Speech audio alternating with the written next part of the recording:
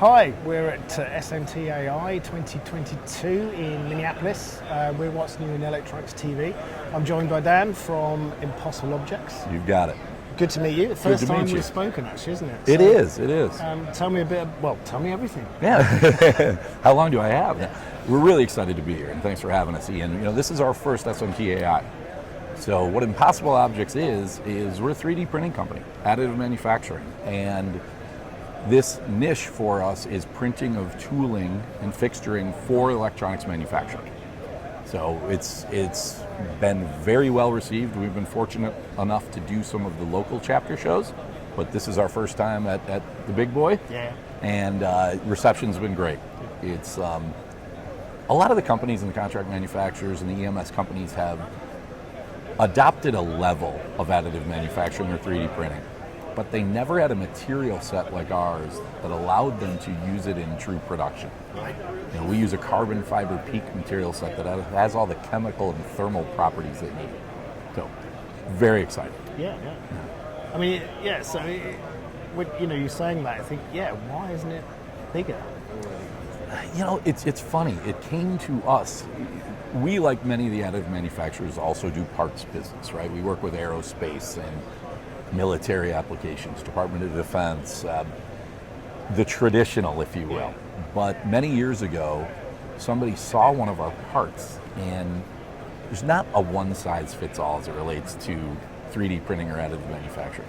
But they saw that we did larger, flat parts with the appropriate mechanical and thermal properties and said, this is interesting. And they sent us a design file, and off we went. This was a few years ago when we started printing tooling for the space. And project engineers have really gravitated toward the design freedom. Yeah. So their creativity is really what keeps it interesting. You know, there's not a day that goes by that they're not creating a new project for us to work on. And whenever we find these successful use cases, it's phenomenal to see. Yeah. So we're growing steadily, and shows like this are really making the community aware of what we're capable of. So the 3D printing allows those designers to be more creative, doesn't it? Absolutely. They just don't have some of the typical constraints that they may have as it related to traditional machining. You know, there's things traditional machining is going to be able to do that we can't, and vice versa. And there really can be a nice symmetry between the two. So once the project engineers, design engineers get a flavor for our material set and what we can do, they're coming back. Yeah. You know, which is a good place to be. That's brilliant. Yeah. And it makes sense to do a show like this, then, doesn't it? It does. It's a great show. It's we were fortunate enough to win a couple of awards in Guadalajara at SMTA for the Mexico Technology Awards. We're crossing our fingers for the awards here, and it's been incredibly well received. And the audience here is the right audience for what we're doing. Yeah. So it's it's those areas of innovation where it sounds like it almost came around as almost as an accident, a fortuitous accident. You're absolutely right. Yeah. And you think about 3D, and everyone is aware of it and thinks about the potential and Industry 4.0 and all of these buzzwords. But it's been very theoretical. Yeah. You know, when you're able to have a table here of tools that we printed that have run thousands and thousands and thousands of circuit boards that are in consumer products today, the light bulb goes off. You know, and it's very cool to be able to bring the benefits of 3D printing, ease of design, ease of iteration, quick turnaround. We don't have machine programming or setup that you would with traditional machining.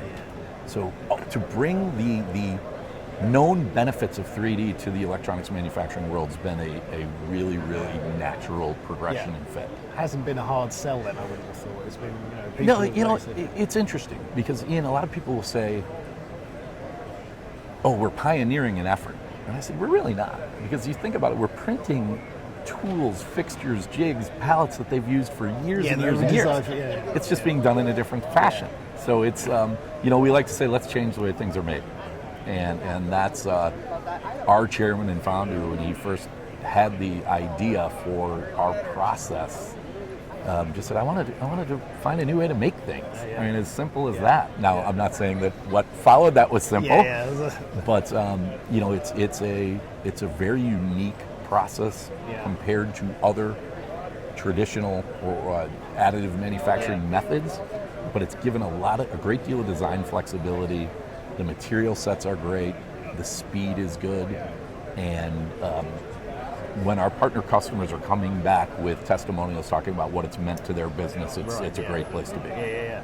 And you know, 3D printing as a technology, it's matured now, hasn't it? Absolutely. It's got to a level where it's I mean, we have the ability to do, you know, production volumes. Now, I'm always careful when I say that because everyone's definition of production volumes is different, right? But really, high quality parts, making it repeatable, making it cost effective, it is matured incredibly. You know, we'll go to a show called Rapid every year, which is really the big additive manufacturing to do, and every couple of years that you go, you see a massive leap in capability, in use case, and that's a really exciting place to be. Do you think you even scratched the surface of the potential? No, because it's really the creativity of the design engineers that are driving it. And you know, those engineers have been conditioned by years of designing with particular manufacturing constraints in mind, haven't they? No question. It is really unleashing their creativity, which is fun to see. Yeah. It's at the higher levels, I say, I don't care how you get it done, just get it done. But the folks that are on the floor designing tools, solving problems. You know, I like to say this. I say if there's a company who's tooling up for a new job, let's talk about creating a solution. If they're looking to improve efficiency on a current job, let's have a conversation. Or if they have particular pain points. You know, I mean, everyone does. And quite frankly, oftentimes we've been able to solve a number of those problems. And I look at it as a true partnership between us, our engineers, applications engineers, and those process engineers that are doing this all day. Fantastic. Well, thanks for spending the time to talk to us. No, thank you so much, Ian. It's great to be here. Thank you for taking the time, and we look forward to seeing you at all the shows in the future. Yeah, definitely. And you know, the show seems very busy. Actually, what is good, there's a lot of younger people back. You know, we had a few years, you know, like you say, this is the first one you've done. But what are you trying to say to me, that I'm old? I'm teasing you. That was on me. Yeah, that's right. No. There's a few years where the people that were coming were the people that wanted to buy stuff. They came for a reason. But now you're getting those, you know, students coming around. And actually, as designers, they're the ones that are going to take leaps, aren't they? Because you just hit the nail on the head. There's no question that's what we're seeing. You have the students coming out of their additive lab at university and are coming out saying, gosh, what can I do with that? And they're the folks that when they come to our booth and see us, the light bulb goes off and is there. So you just hit the nail on the head. That next generation that really is gravitating towards the design freedom, the capabilities, fun to see. Yeah, brilliant. No, it's exciting. Yeah. Good to meet you. Great to meet you, Ian. Thank you so much for having us. Thank you very much.